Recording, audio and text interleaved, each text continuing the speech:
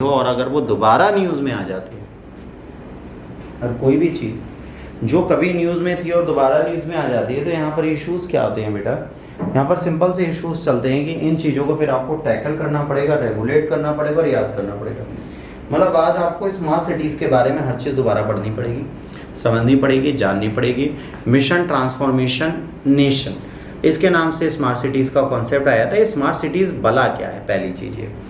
दूसरा, यहाँ पर बहुत सारी सिटीज़ की बात की गई थी, है ना, जो यहाँ पर बनाई जा रही थी। तो यहाँ पर क्या, पार्लियामेंट्री स्टैंडिंग कमेटी ने, हाउस ऑफ अर्बन अफेयर ने अपनी रिपोर्ट सबमिट की है स्मार्ट सिटीज़ के लिए। इन्होंने कहा है 400 प्रोजेक्ट, ठीक है ना, जो 7,970 प्रोजेक्ट में थे 22,884 करोड़ की, वो 2024 तक कंप्लीट नहीं हो सकते। पहले इसकी डेडलाइन थी जून 2023, फिर हुई जून 2024।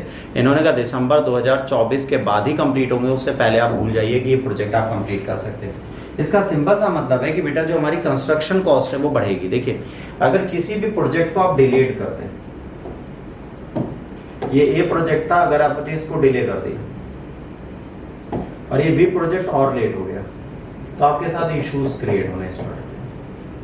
अब ये चीज़ें टैकल नहीं हो रही आपसे, अब आपके साथ प्रॉब्लम और बढ़ेगी, अब आपके साथ और दिक्कतें आएंगी। अब इन्हें टैकल कब करोगे और कैसे करोगे, इसका आंसर किसी के पास नहीं। तो इनका कहना है कि भाई इस चीज़ को हम कैसे करेंगे अभी हमें भी नहीं पता। बट अगर मान लीजिए किसी चीज़ की कॉस्ट 10 रुपये थी और 2023 और 2024 में वही चीज़ 20 रुपये की हो जाएगी, तो जो आपका बजट सैंक्शन किया गया था, एलोकेट किया गया था, वो आपके लिए सस्ता पड़ जाएगा। अब क्या होगा, जो चीज़ सस्ती थी वो महंगी हो गई, जो महंगी थी वो सस्ती हो गई। तो अब ये प्रोजेक्ट जितना डिलेड आप करोगे उतना आपको ज़्यादा टाइम लगेगा। अब यहाँ पर आपसे जो क्वेश्चन एग्जाम में पूछा जाएगा वो पूछा जाएगा, what are smart cities, how they were planned and what is the basic necessity of any smart city. कोई ऐसा बंदा है जिसको स्मार्ट सिटी पता हो, क्योंकि प्रोजेक्ट बहुत पहले का आया था। तो आप लोग पहले मुझे स्मार्ट सिटीज़ के बारे में बताएंगे। चलिए बताइए, व्हाट इज़ स्मार्ट सिटी, बताएं बेटा, स्मार्ट सिटी क्या है और इसकी बेसिक डेफिनेशन क्या है। चलिए बोलिए।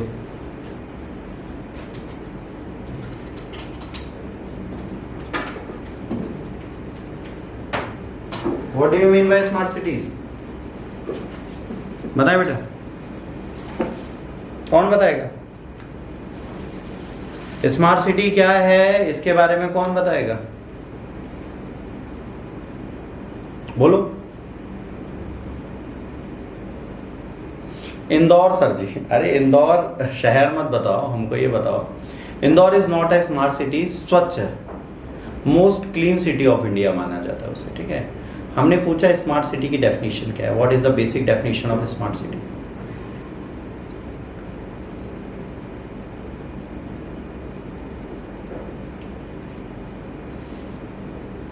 सुचिता, try to elaborate what is smart cities.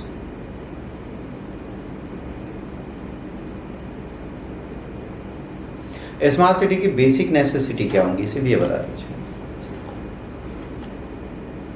Suchita can elaborate, Bhushan can elaborate,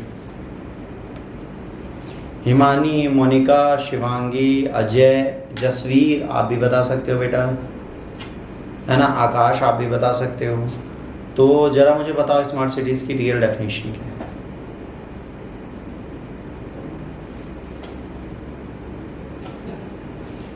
sustainable and citizen friendly, okay, elaborate करो।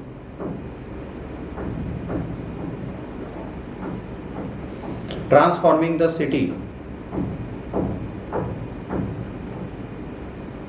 कह सकते हैं, पर ये सस्टेनेबल एंड सिटीजन फ्रेंडली का मतलब क्या है ये समझो पहले। ये बड़ा अच्छा लगा सुन के, ये वर्ड बड़ा अच्छा लगा। ऐसे कुछ गाने होते हैं ना जिनका कोई मतलब नहीं होता पर अच्छे बहुत लगते हैं, वैसे बड़ा अच्छा लगा सुन के। बताओ ना इसका मतलब क्या है।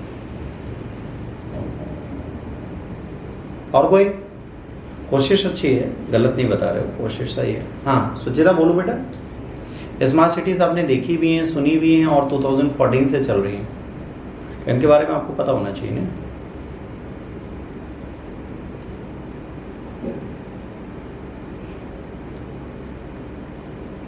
सस्टेनेबल एनवायरनमेंट बेस पे बेटा एनवायरनमेंट बेस पे है का मतलब क्या हो गया? एनवायरनमेंट बेस पे तो हमें रहनी है, हमें ग्रीन डेवलपमेंट की तो बात हम कर ही रहे हैं। स्मार्ट सिटीज़ की पर्टिकुलर डेफिनेशन क्या हो सकती है? जैसे मैंने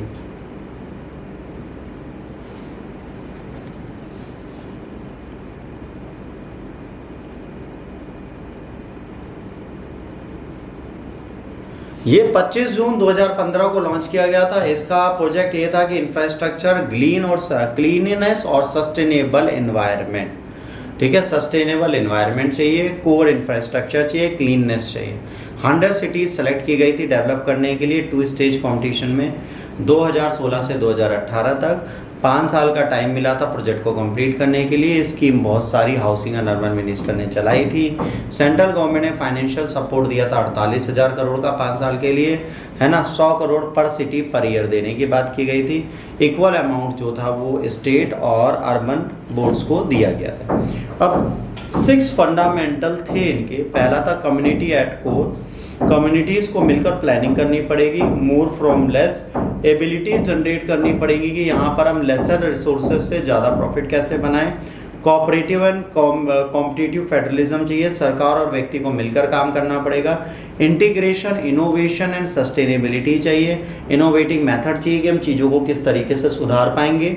इसके बाद technology at means not the goal, ठीक है, टेक्नोलॉजी को मीन करना है, इसका कोई गोल नहीं होना चाहिए, ठीक है। इसके बाद कवरेंस होनी चाहिए, सेक्टोरल फाइनेंशियल कवरेंस होनी चाहिए कि आपको सेक्टर्स भी मिले और फाइनेंशियल एड भी मिले, ये सारी चीज़ें इनके साथ ही। तो ये 6 फंडामेंटल प्रिंसिपल्स सोलरी रेक्टिफिकेशन में लेके चले जाएगी, ठीक है। स्मार्ट सिटीज़ मिशन जो था सिटीजन्स को स्मार्ट सॉल्यूशन देगा।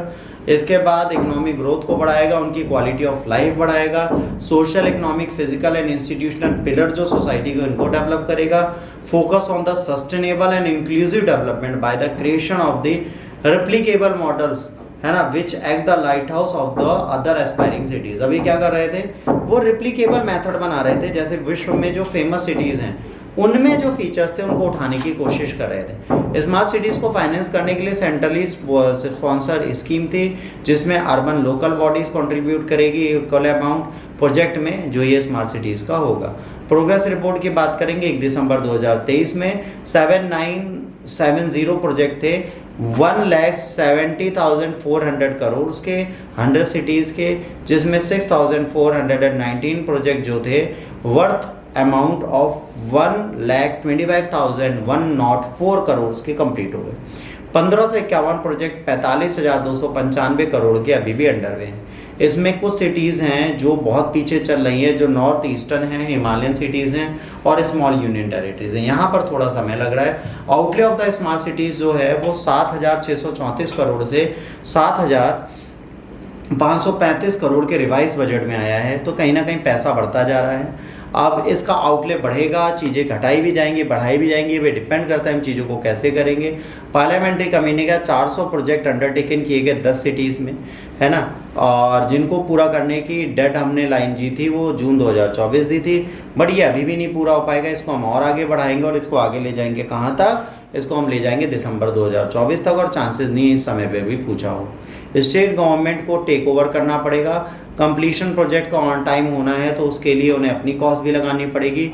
Role of ministry not limited to transfer, है ना, of their sharing regarding. Ministry का जो रोल है वो ये होगा कि वो भी आपस में स्कीम और प्रोजेक्ट पे ध्यान दें ताकि ये साथ में हो और इसको फर्दर एक्सटेंशन ना दिया जाए।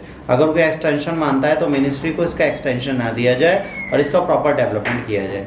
रीज़न ऑफ डिले बहुत सारा है, रीसेटलमेंट, लॉकर पॉपुलेशन और चीज़ों का नहीं हो पाता। स्मार्ट सिटीज़ के जो प्रोजेक्ट्स हैं वो धीरे चलते हैं। गवर्नमेंट एजेंसीज और अदर एजेंसीज और मिनिस्ट्रीज जो होती हैं इनके लिए स्लो और अनरेगुलेटेड मैनर में काम करती हैं। कभी कभार आपकी एनओसीज नहीं मिल पाती हैं कहीं से, जैसे हम हाईवेज डेवलप कर रहे हैं। जैसे आप सबसे बड़ा एग्जाम्पल देख लीजिए, मुंबई और गुजरात का जो आपका बुलेट ट्रेन का प्रोजेक्ट है वो कितना डिलेड चला, क्योंकि महाराष्ट्र में ज़मीन एक्वायर करने में टाइम लगा। तो प्रोजेक्ट का प्लान हमारा था 2022-23 में हम बुलेट चला देंगे। नरेंद्र मोदी बिना बुलेट के अगली ट्रेन चलाने में आ गए। इन्होंने क्या डिसाइड किया, उन्होंने ये डिसाइड कर लिया कि नरेंद्र मोदी साहब ने सीधे कहा कि भैया हमें बुलेट तो चलानी है पर बुलेट हम बाद में चलाएंगे, अभी अपनी सरकार चला रहे थे। तो कल उनकी मैं स्पीच सुन रहा था, उन्होंने बहुत अच्छे से बोला कि अभी तक जो कहता है मोदी थक गया, मोदी ने इतना कर दिया, अब मोदी रुक क्यों नहीं जाता। कह रहे, उन्होंने कहा ये तो ट्रिलर है, अभी तो मुझे बहुत करना है, ये तो अभी स्टार्टिंग है, मुझे पूरे देश को बर्बाद करके जाना है, मतलब आबाद करके जाना है। तो अब नरेंद्र मोदी साहब सीधे बोल रहे हैं कि मैं पूरे देश को जब तक खा नहीं जाऊंगा तब तक, मतलब जब तक मैं हाईवे और सब दे नहीं दूंगा, मैं प्रॉपर रोड कनेक्टिविटी नहीं कर दूंगा, इकोनॉमिक ग्रोथ नहीं दे दूंगा, तब तक मैं हार नहीं मानूंगा। तो वो एकदम रुके पड़े, वो कह रहे हैं 10 साल तो मैंने कुछ किए, 10 साल तो सिर्फ मैं देश को समझता रहा, अब मैं देश को समझा, देश को कैसे लूटना है ये मुझे समझ में आया, मतलब देश को बनाना है उनको समझ में आया है, तो वो देश को प्रॉपर मैनर में बना देंगे, आप बिल्कुल चिंता ना करिए, क्योंकि उन्हें बनाना बहुत अच्छे से आता है। अब वो आप उल्लू समझिए समझदार समझिए, वो तो आपके डिपेंड। तो मोदी साहब कह रहे हैं कि देश को मैं बहुत अच्छे से बना दूंगा, है ना, क्या वो डैश डैश डैश है आप डिसाइड कर लीजिए। और मोदी साहब डेमोक्रेसी का आनंद कर रहे हैं, एक राइट डिक्टेटर बन के उन्होंने दिखा दिया है कि एक डिक्टेटर जो होता है वो सहमा हुआ, डरा हुआ सहमा हुआ डिक्टेटर कैसा होता है। ये नरेंद्र मोदी ने इस इलेक्शन से पहले दिखा दिया, ईडी को ब्रह्मास्त्र बनाकर। अब recommendation, committee recommended next phase of the mission tier 2 cities में जाना चाहिए। अब भाई जो कैपिटल सिटी से 50 से 100 किलोमीटर दूर है उसको टूरिस्ट हब बनाओ।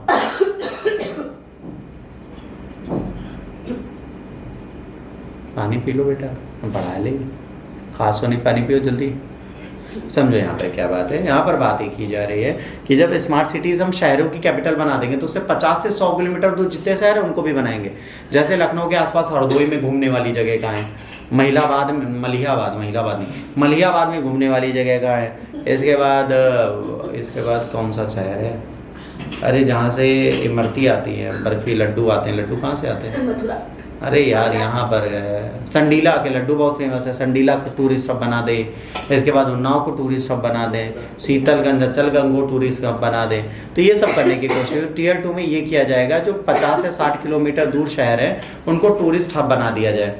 कमेटी ने रिकमेंड किया है प्राइवेसी टू बी प्रोटेक्टेड। तो मिशन ने कहा था कि 76,000 CCTV कैमरा लगाएंगे, इंटीग्रेटेड कमांड होगा 100 सिटीज़ का, जो रेड लाइट वायलेट करेगा, और स्मार्ट हेल्थ सिस्टम होगा। स्मार्ट हेल्थ सिस्टम में क्या होगा, आपका एक स्मार्ट कार्ड बनेगा, आपकी जितनी रिपोर्ट है वो सारी स्कैन करके उसमें अपलोड कर दी जाएंगी। तो जैसे आप कहीं पर भी जाते हैं तो डॉक्टर कहता नहीं अपनी मेडिकल हिस्ट्री बताइए, तो आपको मेडिकल हिस्ट्री नहीं बतानी, आपको वो कार्ड देना है, उसको वो जैसे कार्ड नंबर डालेगा वेबसाइट पर आपकी सारी मेडिकल हिस्ट्री आ जाएगी, कब इंजेक्शन लगा, कौन सी दवा ली, कब ली। तो फिर आपको क्या करना पड़ेगा, मेडिकल से दवा लेनी बंद करनी पड़ेगी। अगर आपके पेट में भी दर्द है तो नो मोर मेडिकल अलाउड। इसी के साथ आज का पूरा लेक्चर होता है समाप्त। अब आप लोगों को नए लेक्चर